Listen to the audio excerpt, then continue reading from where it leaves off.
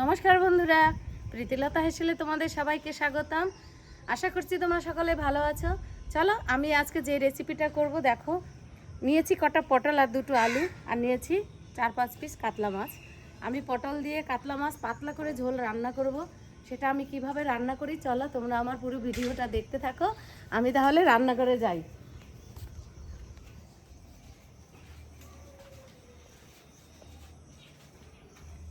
প্রথমে আমি সবজিগুলোকে কেটে নেব। প্রথমে পটলটাকেই কাটবো।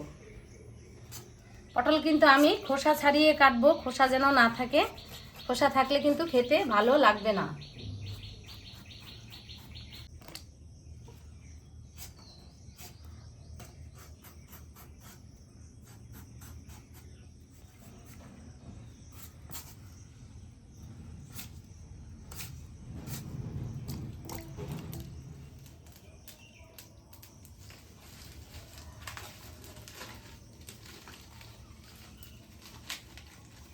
আমি কিন্তু উনানটা জ্বালিয়ে নিলাম।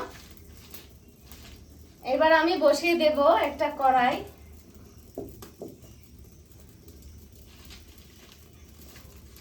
দাও দাও করে ধরেছে।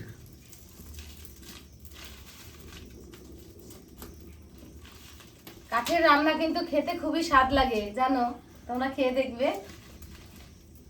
আর রান্না করতে খুব ভালো লাগে, আমার তো খুবই ভালো লাগে কাঠের রান্না করতে। একটু যখন কালিটা মাজি তখন একটু কষ্ট হয়, হাতে কালো হয়ে যায়। গরম হতে থাকুক, আমি ততক্ষণে মশলাগুলো বেটে নেই। দেখো আমি নিয়েছি এখানে অল্প একটু আদা। আমি একদম অল্প মশলা দিয়ে রান্নাটা করব। অল্প তেল অল্প মশলা দিয়ে আমি একদম পাতলা করে ঝোলটা রান্না করব।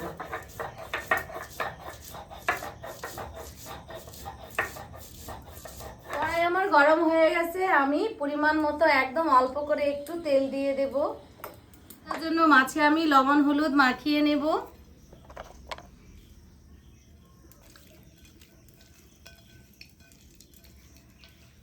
লবণ আর হলুদটা আমি সবকটা মাছের গায়ে ভালো করে মাখিয়ে নিই।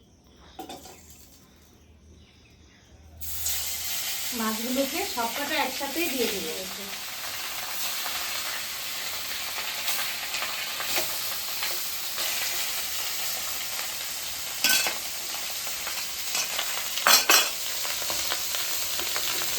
কাঠের আগুন একবার জ্বললে না রান্না করতে কি তাড়াতাড়ি হয়ে যায়। আমি দেখো এখানে নিয়েছি 1 চামচ পরিমাণে সাদা জিরে। আমি জিরাটাকে বেটে নেব।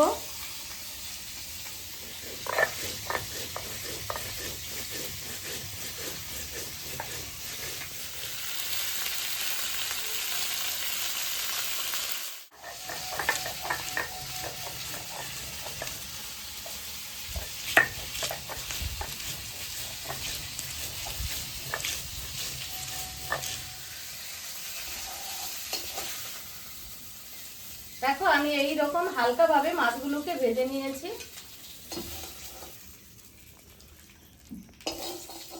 আমি প্রথমে পটলটাকে একটু ভেজে নেব। তার জন্য আমি অল্প একটু তেল দিলাম। পটলটাকে ভেজে নামিয়ে নেব। তার কারণ পটল আর আলু একসাথে দিলে পটল কিন্তু ভাজা হবে না, তাই পটলটাকে আমার ভেজে নামিয়ে নিতে হবে।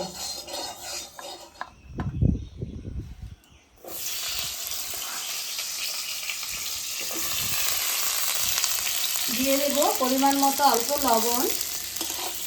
পটলটা আমি একদম কড়া করে ভাজবো না, একটু হালকা করেই ভেজে নেব, যাতে পটলের গায়ে কাঁচা গন্ধটা না। পটলগুলো দেখো আমি এইভাবে হালকা করে ভেজে নিয়েছি।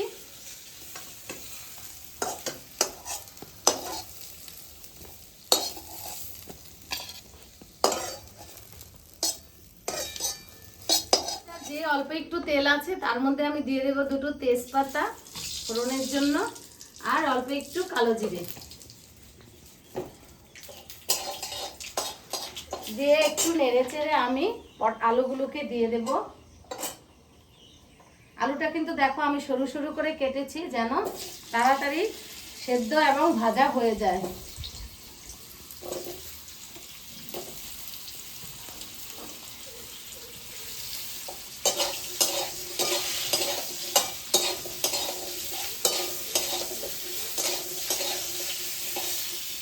দিয়ে আমি দেখো বন্ধুরা আমার আলুগুলো কিন্তু অনেকটাই ভাজা ভাজা হয়ে গেছে।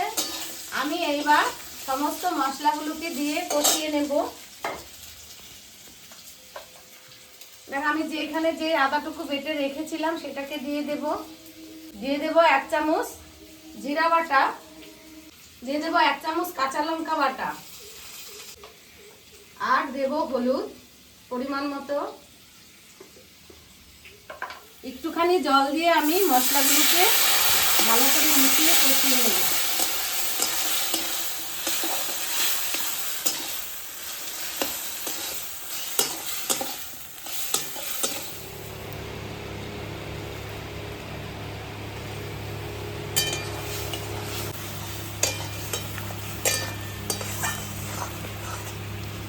আমি ঢেকে ঢেকে মশলাটাকে কষাবো, তাহলে আমার আলুগুলো ঠিকঠাকভাবে সেদ্ধ হয়ে যাবে। ঝোল দিয়ে আমাকে তাহলে বেশি সময় ফুটাতে হবে না। মশলাটা আমার মোটামুটি কষানো হয়ে এসেছে। আমি এবার ভেজে রাখা পটলগুলোকে দিয়ে দেব।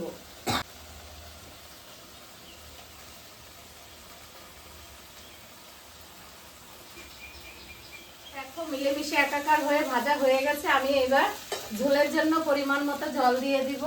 আমি যেহেতু পাতলা ঝোল করব তাই আমি জলের পরিমাণটা একটু বেশিই দেব।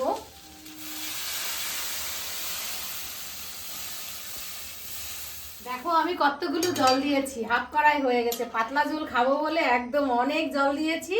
এইবার ঝোলের লবণটা পরিমাণ মতো দিয়ে দেব। দিয়ে আমি একটু ঢাকা দিয়ে ফুটিয়ে নেব। 2-3 মিনিট ফুটিয়ে আমি মাছটাকে দিয়ে দেব। দেখো ঝোল কিন্তু প্রায় ফুটে এসেছে। আমি এই অবস্থায় মাছটাকে দিয়ে দেব।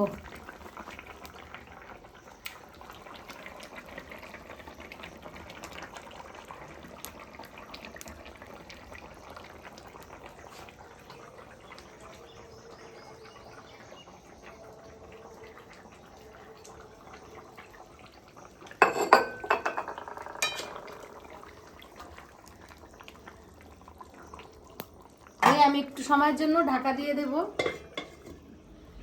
দেখো বন্ধুরা আমার রান্নাটা কিন্তু পুরোপুরি কমপ্লিট হয়ে গেছে। আমি এটা এবার নামিয়ে নেব। দেখো ঝোলটাও কিন্তু কি সুন্দর পাতলা হয়েছে, একদমই পাতলা ঝোল।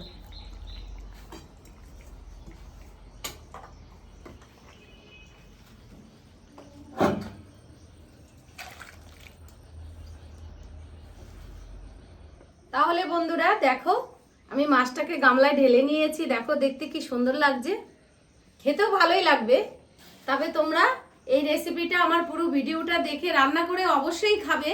খেতে কেমন হয় আমাকে একটু কমেন্ট করে জানাবে। যদি ভালো লাগে তাহলে আমার পাশে থেকে প্লিজ আমাকে একটা সাবস্ক্রাইব, লাইক, শেয়ার করে তোমরা সকলে সুস্থ থাকবে, ভালো থাকবে।